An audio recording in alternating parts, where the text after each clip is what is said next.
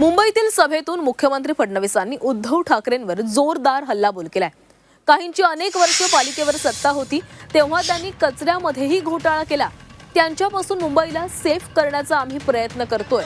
तर यावेळी फडणवीसांनी विकास कामांची यादी देखील वाचलेली आहे। ईस्टर्न फ्रीवे ठाण्यापर्यंत नेण्यात येणार असल्याची माहिती फडणवीसांनी दिली आहे।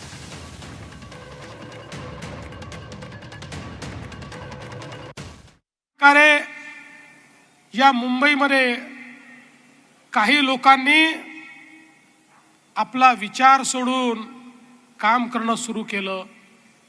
मी कालच सांगितलं, आतापर्यंत उबाठावाले रस्त्याचा घोटाळा करत होते, बॉडी बॅगचा घोटाळा करत होते, रेमडेसिवीरचा घोटाळा करत होते, मिठी नदीचा घोटाळा करत होते, शौचालयाचा घोटाळा करत होते, गाळाचा घोटाळा करत होते, कचऱ्याचा घोटाळा करत होते। पण आता गेल्या 3, 4, 5 वर्षापासून आमच्या उद्धव ठाकरेंनी हिंदुत्वाचाही घोटाळा सुरू केलेला आहे। ज्या प्रकारची कनेक्टिव्हिटी आपण सुरू करतो, एक प्रकारे रस्त्यांचं जे जाळं आपण तयार करतोय, आपल्याला माहिती आहे कोस्टल रोड तर सगळ्यांना दिसतोय, त्या वेस्टर्न एक्सप्रेस वेवर हा कोस्टल रोड तर आपण दहिसर आणि तिथनं भाईंदर पर्यंत नेणार आहोत।